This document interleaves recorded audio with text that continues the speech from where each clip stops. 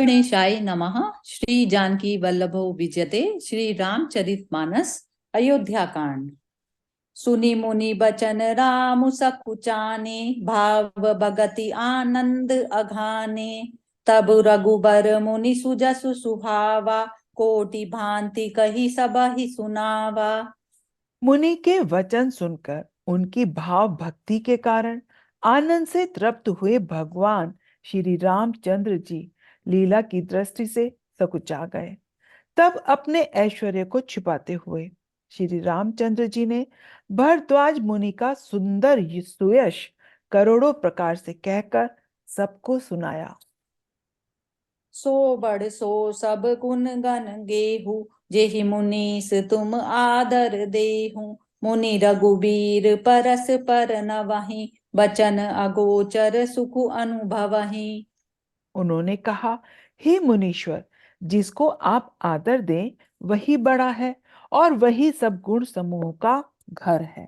इस प्रकार श्री राम जी और मुनि भारद्वाज जी दोनों परस्पर विनम्र हो रहे हैं और अनिवर्चनीय सुख का अनुभव कर रहे हैं। यह सुधि पाई प्रयाग निवासी, बटु तापस मुनि सिद्ध उदासी। भरद्वाज आश्रम सब आए, देखन दशरथ सुवन सुहाए। यह श्री राम लक्ष्मण और सीता जी के आने की खबर पाकर प्रयाग निवासी ब्रह्मचारी तपस्वी मुनि सिद्ध और उदासी सब श्री दशरथ जी के सुंदर पुत्रों को देखने के लिए भरद्वाज जी के आश्रम पर आए। राम प्रणाम कीन सब काहू, मुदित भये लहि लोयन लाहू। देहि आशीष परम सुख पाई, फिरे सराहत सुंदरताई। श्री रामचंद्र जी ने सब किसी को प्रणाम किया। नेत्रों का लाभ पाकर सब आनंदित हो गए और परम सुख पाकर आशीर्वाद देने लगे। श्री राम जी के सौंदर्य की सराहना करते हुए वे लौटे। राम कीन विश्राम निसी, प्रात प्रयाग नहाई। चले सहित सिय लखन जन, मुदित मुनहि सिरुनाई। मंगल भवन अमंगल हारी, द्रवौ सो दशरथ अजिर बिहारी। श्री राम जी ने रात को वही विश्राम किया और प्रातःकाल प्रयागराज का स्नान करके और प्रसन्नता के साथ मुनि को सिर नवाकर श्री सीता जी, लक्ष्मण जी और सेवक गुह के साथ ले चले। राम सप्रेम कयों मुनि पाही, नाथ कयं हम केहि मग जाही। मुनि मन बिहसि राम सन कयं, सुगम सकल मग तुम कहूँ आहै। चलते समय बड़े प्रेम से श्री राम जी ने मुनि से कहा, हे नाथ, बताइए हम किस मार्ग से जाएं। मुनि मन में हंसकर श्री राम जी से कहते हैं कि आपके लिए सभी मार्ग सुगम हैं। साथ लागी मुनि शिष्य बोलाए, सुनि मन मुदित 50 आए। सबनि राम पर प्रेम अपारा, सकल कहें मगु दीख हमारा।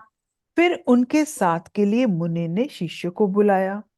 साथ जाने की बात सुनते ही चित्त में हर्षित हो कोई 50 शिष्य आ गए। सभी का श्री राम जी पर अपार प्रेम है। सभी कहते हैं कि मार्ग हमारा देखा हुआ है। मुनि बटुचारी संग तब दीने, जिन बहु जन्म सुकृत सब कीने। करि प्रणाम ऋषि आये सुपाई, प्रमुदित हृदय चले रघुराई। तब मुनि ने 4 ब्रह्मचारियों को साथ कर दिया, जिन्होंने बहुत जन्मों तक सब सुकृत पुण्य किए थे। श्री रघुनाथ जी प्रणाम कर और ऋषि की आज्ञा पाकर हृदय में बड़े ही आनंदित होकर चले। ग्राम निकट निकसई सब जाई, देखई दरसु नारी नर धाई। होई सनाथ जन्म फल पाई, फिरई दुखित मनु संग पठाई। जब वे किसी गांव के पास होकर निकलते हैं, तब स्त्री पुरुष दौड़कर उनके रूपों को देखने लगते हैं। जन्म का फल पाकर वे सनाथ हो जाते हैं और मन को नाथ के साथ भेजकर शरीर से साथ न रहने के कारण दुखी होकर लौट आते हैं।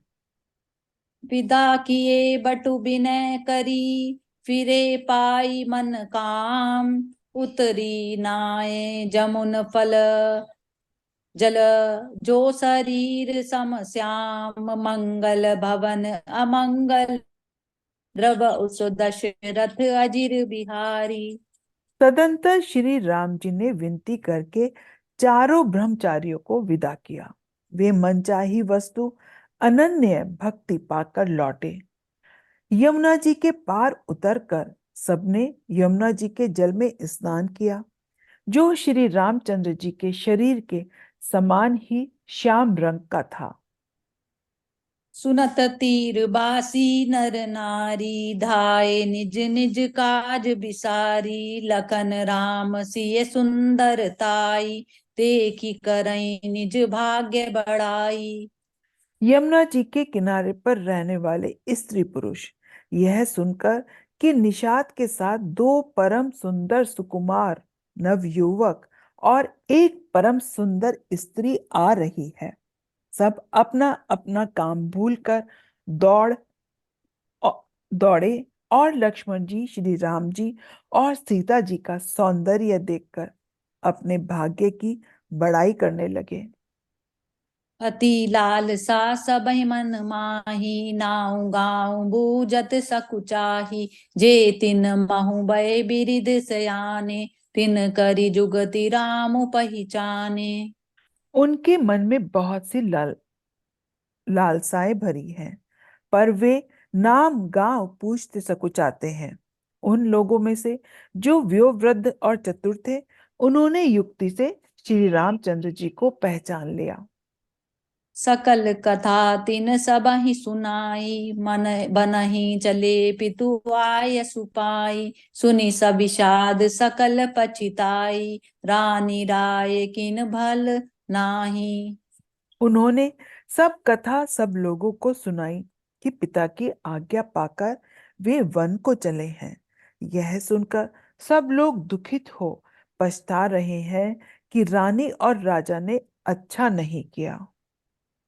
तेहि अवसर एक तापसु आवा, तेज पुंज लघु बयस सुहावा, कवि अलखित कति बेशु विरागी, मन क्रम बचन राम अनुरागी।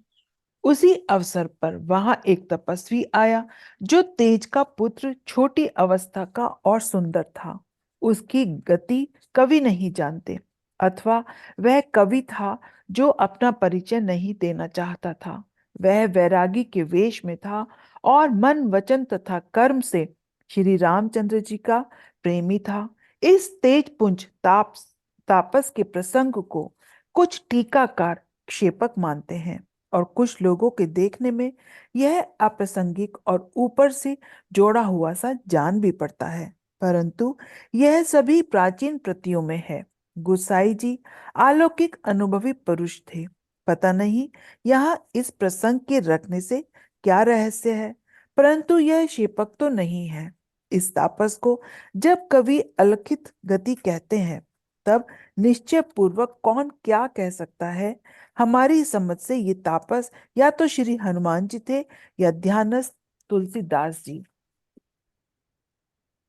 सजल नयन तन पुलकी निज, इष्ट देउ पहिचानी, परउ दंड जिमि धरनि तल, दशा न जाई बखानी, मंगल भवन अमंगल हारी, द्रव उसो दशरथ अजिर बिहारी, दीन दयाल बिरद संभारी, हरऊ नाथ मम संकट भारी। अपने इष्ट देव को पहचानकर उसके नेत्रों में जल भर आया और शरीर पुलकित हो गया। वह दंड की भांति पृथ्वी पर गिर पड़ा। उसकी प्रेम विहिल दशा का वर्णन किया नहीं जा सकता। जय श्री राम। जय श्री राम।